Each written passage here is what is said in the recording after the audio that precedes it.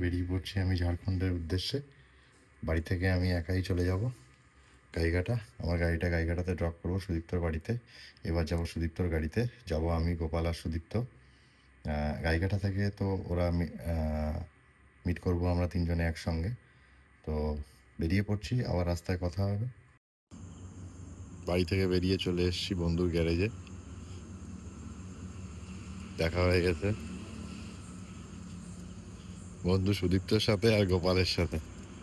তাহলে একটু গোপালের সাথে এই যে আমাদের প্রথম ট্যুর। গোপাল বাবু, তোমার অভিজ্ঞতা একটু বলো। আমার মানে অভিজ্ঞতা এখন মানে কিরকম লাগছে? এখন তো এক্সাইটেড, ভেরি এক্সাইটেড। বাহ!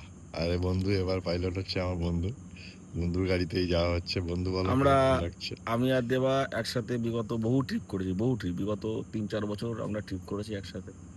আমরা নর্থ বেঙ্গল করেছি, আমরা মুক্তিনাথ করেছি, নেপাল করেছি, আমরা মেঘালয় করেছি। তো আজকে একটা শর্ট ট্রিপে বেরোবো আমরা একটু ঝাড়খণ্ডের দিকে। তো আমাদের জার্নি স্টার্ট হচ্ছে, এখন বাজে 1:40। এখন সময় 1:40, আমরা এই সময় বেরোচ্ছি। তো অ্যাপ্রক্স টাইম 7 ঘন্টা 43 মিনিট, মোটামুটি 8 ঘন্টা। 8 ঘন্টা হলে মোটামুটি আমরা 8টা-9টা নাগাদ পৌঁছে যাবো আশা করছি।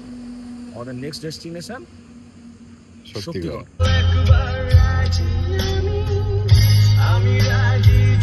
গাইঘাটা থেকে বেরিয়ে জলেশ্বর হয়ে সোজা কল্যাণী পৌঁছেছিলাম আমরা। ওখান থেকে মেমারি হয়ে আমরা দিল্লি রোড করেছিলাম। এই সেই সুবিখ্যাত জলেশ্বর শিব মন্দির। প্রতি টুরেই আমরা যাওয়ার সময় এখানে একবার যাই বাবা। রাত তখন প্রায় 3টে বেজে গেছে। জলেশ্বর কালী মন্দির ক্রস করে আমরা আস্তে আস্তে এগিয়ে পড়েছি আমাদের ডেস্টিনেশনের উদ্দেশ্যে। ড্রাইভ তো এবার সুদীপ্তই করছিল, আর আমি কিছুক্ষণের মধ্যেই ভিডিও করে তারপরে আমি ঘুমিয়ে পড়েছিলাম। কিন্তু দুঃখের বিষয় একটাই যে আমি ঘুমিয়ে পড়ার পরে আর ভিডিও করার মতো কেউ ছিল না। পরে ঘুম থেকে আবার সকালবেলায় উঠে পুনরায় ভিডিও করি। এই তো ধীরে ধীরে আমরা জঙ্গলের ভিতরে প্রবেশ করছি। বন্ধু তো সারা রাত ধরে গাড়ি চালিয়ে যাচ্ছে, বাস্তব সকাল হয়ে গেল চালাতে চালাতে।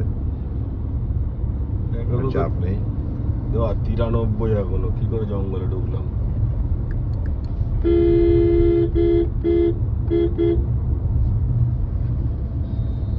গোপালবাবু পাশে বসে আছে। গোপালবাবু পরিষেবা দিয়ে যাচ্ছে বন্ধুকে, মাঝে মধ্যে জল, মাঝে মধ্যে গুগল ম্যাপ, এইসব করে সুন্দর একটা পরিষেবা দিয়ে যাচ্ছে গোপালবাবু।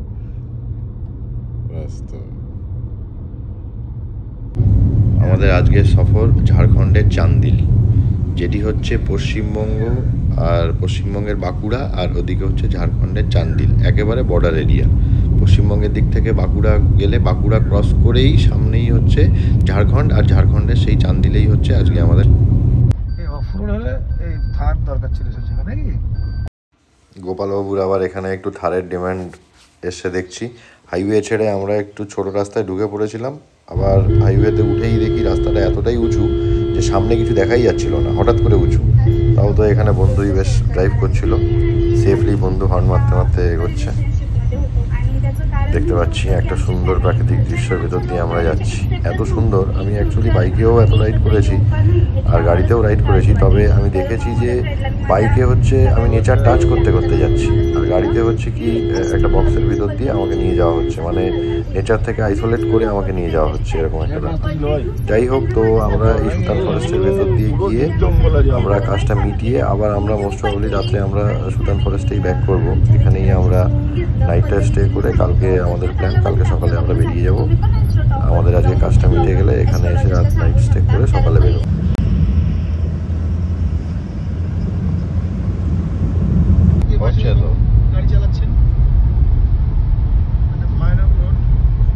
ভয়ঙ্কর রোড। আমরা এই সুতান ফরেস্ট যাচ্ছিলাম, কিন্তু যেতে যেতে এমন একটা রাস্তা পড়লো যেখানে রাত্রেবেলা একটু চাপ হয়ে যাচ্ছে বলে আমরা ব্যাকে চলে আসছি। সুতান ফরেস্টে আমরা যেতে পারি একটা সম্ভাবনা কিন্তু আছে, অ্যালার্ট আছে, হাতির পাল আসছে। আমাদের একজন লোকাল বললো একটা হাতির দল রাস্তায় বেরিয়েছে, রাস্তায় মানে আসছে আর কি, সেই কারণে আমরা সাবধানে যাচ্ছি। সুতান ফরেস্টের ভিতর দিয়ে সুতান লেক যাওয়ার সময় এই ব্রিজটি আমাদের সামনে আসে। বর্ষাকাল ছিল তখন, ব্রিজটা মানে এতটাই জল ওভারফ্লো হচ্ছিল যে ব্রিজটা অনেকটাই ডুবে গেছিলো। আমি তাড়াতাড়ি করে পায়ে হেঁটে পার হয়ে এলাম, গাড়ির বন্ধু চালাচ্ছিল, একটু ভয় ভয় পাচ্ছিল। আমি ওই জন্য আগে আগে পার হয়ে এসে বন্ধুকে বললাম যে না কোনো সমস্যা নেই, তুমি সেফলি আসতে পারো। আর গোপালকে আমি ডাকছিলাম যে গোপাল সেফ আছে কি না। গোপাল জানলা দিয়ে আমাকে একটু হাত বাড়িয়ে ইশারা দিয়ে দিল যে হ্যাঁ ওরা সেফ আছে। এখান থেকে আমরা আস্তে করে বেরিয়ে গেলাম, বেরিয়ে গিয়ে সোজা আমরা চলে গেলাম সুতান লেকে। সকালবেলায় সুতান লেকে আমাদের প্ল্যান ছিল, ওখানে আমরা স্নানটা সেরে নেবো।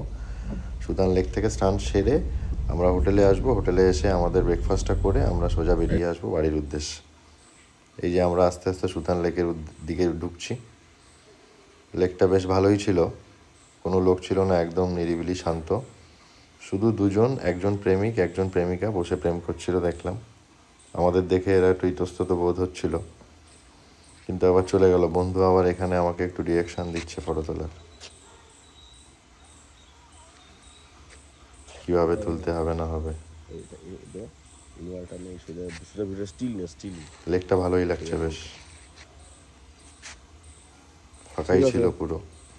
আর সকালবেলা ছিল বলে হয়তো বেশি ফাঁকা ছিল আর কি। আমরা ওই দূরে গাড়ি রেখেছি, ওই সাইডটাতেই আমরা স্নান করব, ওই সাইডটাতে পরে আসছি আমরা। ওই যে আমরা গাড়ি উপরে রেখে দিয়েছি আর নিচে আমরা নেমে এসেছি স্নান করার জন্য। উপরে বাথরুম ছিল কিন্তু বাথরুমগুলো সব লক করা ছিল, মানে এখন সম্ভবত অফ সিজন। এই লেকের জলটা এই সাইড দিয়ে আসছে, এই জলটা এই সাইড দিয়ে বেরিয়ে যাচ্ছে, আর এই জলটাই সম্ভবত ওই যে ব্রিজটাতে আমরা আসার সময় পেলাম ওই জলটা।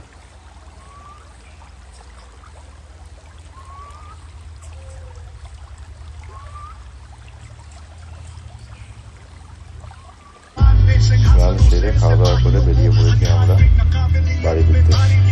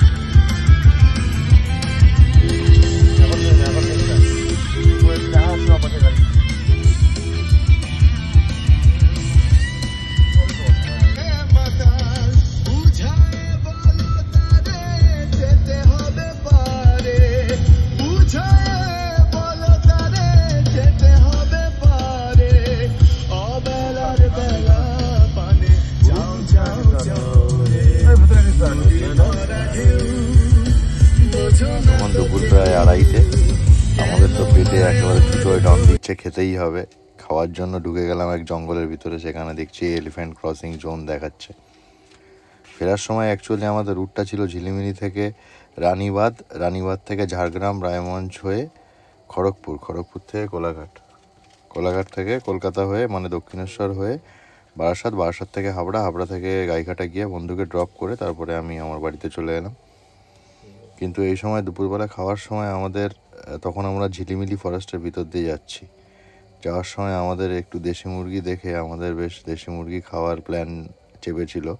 ভাবছিলাম যে এই জঙ্গলের ভিতরেই কোনো একটা রিসর্টে ঢুকবো, যাদেরকে বলবো যে আমাদের একটু দেশি মুরগি রান্না করে দিতে। কিন্তু খুঁজতে খুঁজতে তো জঙ্গলের ভেতর দিয়ে আমরা চলেই যাচ্ছি, কিন্তু খুঁজে আর পাচ্ছি না কোথাও। দেখছিলাম মানে অ্যাকচুয়ালি এত কোর জঙ্গল ছিল যে জঙ্গলের ভিতরে খাওয়ার কোনো জায়গাই ছিল না। পেলাম একটা গ্রামের বাড়ি বলে একটা জায়গা, ঢুকলাম আমরা গ্রামের বাড়ির ভিতরে। কিন্তু মনে হচ্ছিল যে গাড়ি ফাড়ি দেখে মনে হচ্ছিল অনেক লোকজন আছে, হয়তো ভালো খাবার দাবার পাবো।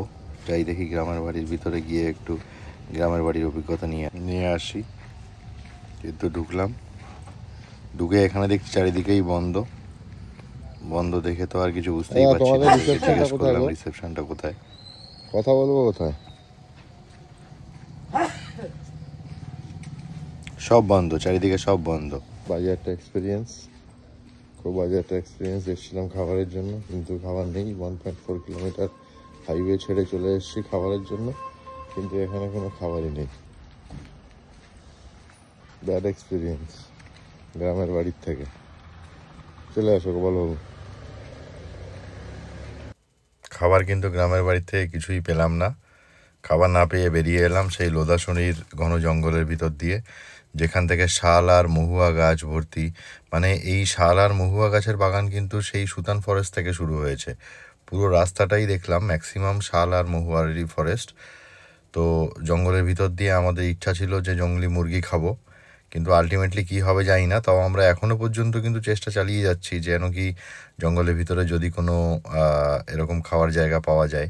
তো এই যে হাইওয়ে ছেড়ে আমরা একটু ভিতরে ঢুকে এসেছি জঙ্গলের ভিতরে, একটি মানে হাইওয়ে থেকে 3.5 কিলোমিটার ভেতরে একটি রিসর্ট ছিল যেখানে বলছিল যে পাওয়া যাবে। একটি ছেলের সঙ্গে দেখা হলো, একে জিজ্ঞেস করলাম আমি আমার কটেজ কোথায়, এ উল্টে মোবাইল দেখে বলছে যে জিপিএসে দেখে নেওয়ার জন্য। জঙ্গলের মধ্যে চাইছো তো ভাইবটা আমাকে দেওয়ানোর চেষ্টা করছি।